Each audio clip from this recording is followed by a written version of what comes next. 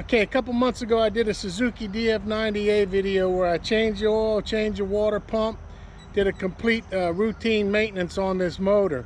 When I did that, I forgot my fuel system components, so I got a inline water separator filter, and then I have the Suzuki inline filter that goes up underneath the bonnet. This is real important to keep your fuel system clean. I got a 28-gallon tank on this boat, and I try to keep it full all the time. That way I get less and less condensate. So if I do get condensate and I get water in the fuel, that's where the water separator comes in handy. I've never had any problems with this motor as far as contamination, but by changing the filters regularly, that'll prevent that from happening. So Suzuki DF90A fuel system maintenance. Real quick, easy to do. All right, one of the first things we're going to do is we're going to pinch off our fuel line coming out of our tank. And this is to prevent the tank from siphoning out. So they make special pliers to do this.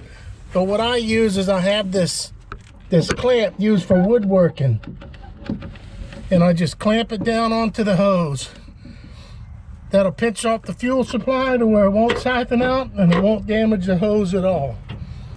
So once I got my fuel supply blocked off, here's the filter right here on the motor. And it's just as simple as sliding out of this rubber bracket here, taking these hoses off.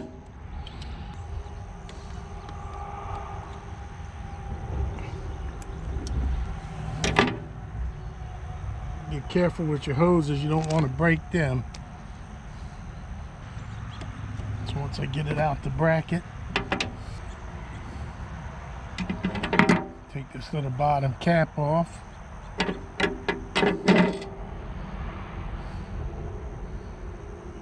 Try to twist my hose lightly to where it'll come. And then push it right off. And you can see when this cap comes off, it's going to drain a little bit of fuel. Once I loosen the clamps, I'll pry these off gently with a flathead screwdriver.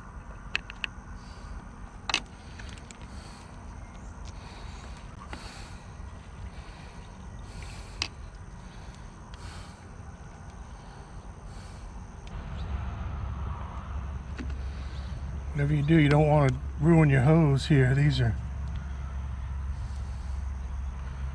damage your hose.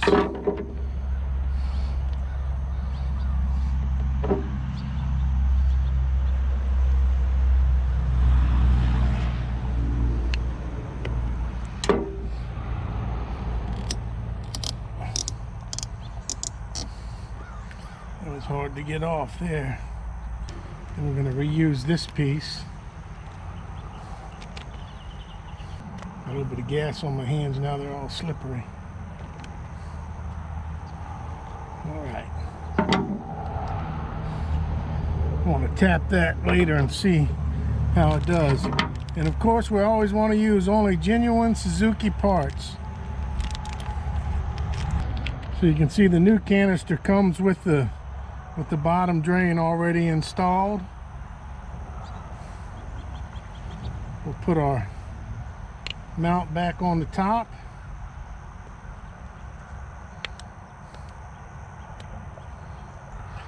And as you can see, it goes clocked in this orientation here.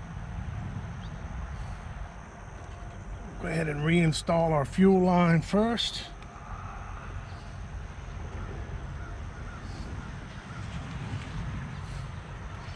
I'll go ahead and put that clamp back in position where it goes.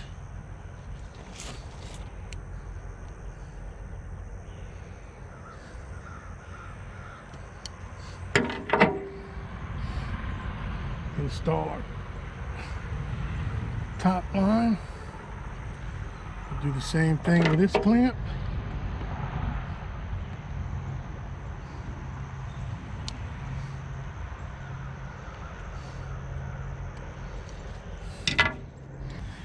And then one thing I like to do personally, just so I know my maintenance, 9, 11, 21. Just so I know how regularly I'm changing my filters.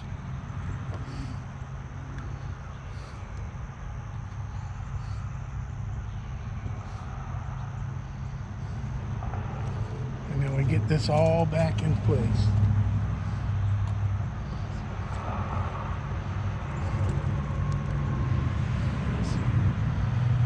So check my orientation on everything. There's a little tab on the back of the filter that locks it into place. Make sure there's no stress on my hoses.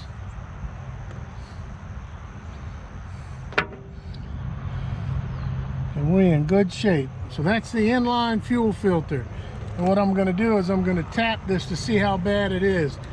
Now with the water separating filter ahead of this would probably never get clogged up and dirty, but after years the paper element can break down and actually get to the injector. So I want to make sure I keep a new, clean inline filter under the motor cover all the time. Okay, with my fuel line still pinched off, I'm going to take a container I can catch the gas from my water oil separating filter in. I'll get it back here in the back and I'll get set up.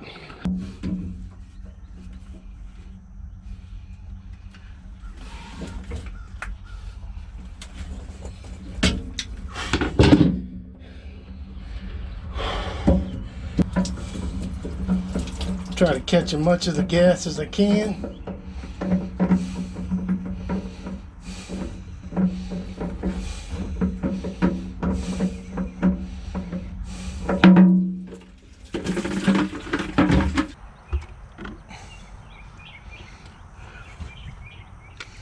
I'll separate my bottom piece from it.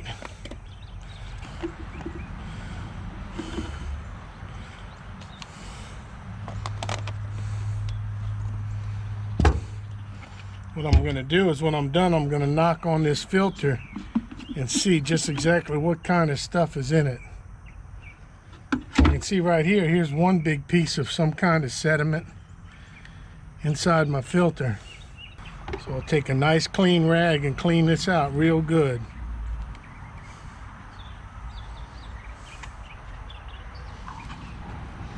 Take my new filter element.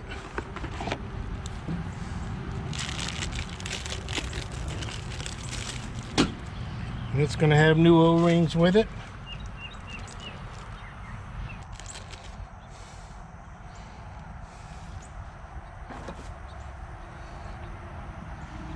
Take this old O-ring off the bottom. And I like to do just like I do on a car oil filter. I like to oil the O-ring up a little bit. So I'll take some motor oil. Lightly oil the seal.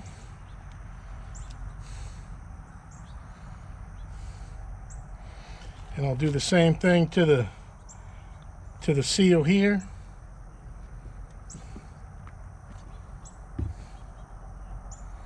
Lightly oil the surfaces of it.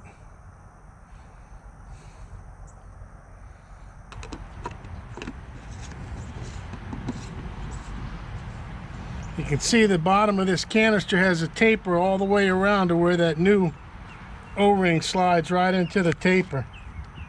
And then I'll take and tighten this by hand. I'll take and put a slight tighten on this, just like an oil filter on a car. So once I got that on there tight, the O-ring's oiled up, I'll make sure that the drain is closed. I'll write the date on here.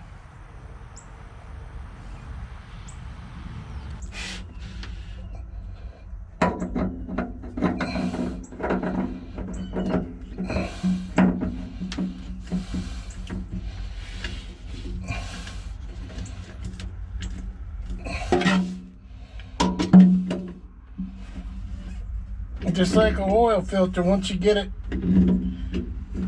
snug, you go about 3/4 of a turn past it.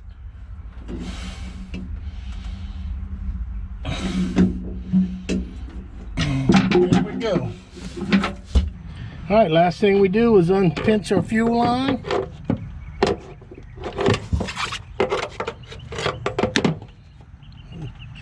And we're good to go for another year. So it looks like nothing made it past the original pre-filter into the inline filter underneath the cowling. And we'll see what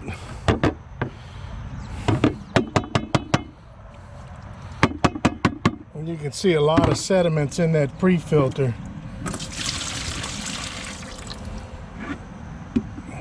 So you can see like little globs of water. So that's why a pre-filter is so important. You don't want all this stuff in that last little inline filter. So you can see a tiny bit of water globules in there, probably from condensate. So even though I keep my tank full and I put a fuel treatment in it every once in a while, you're still going to get residue. So without this pre-filter, all this stuff would be in that engine filter, and that would be detrimental to the operation of the motor.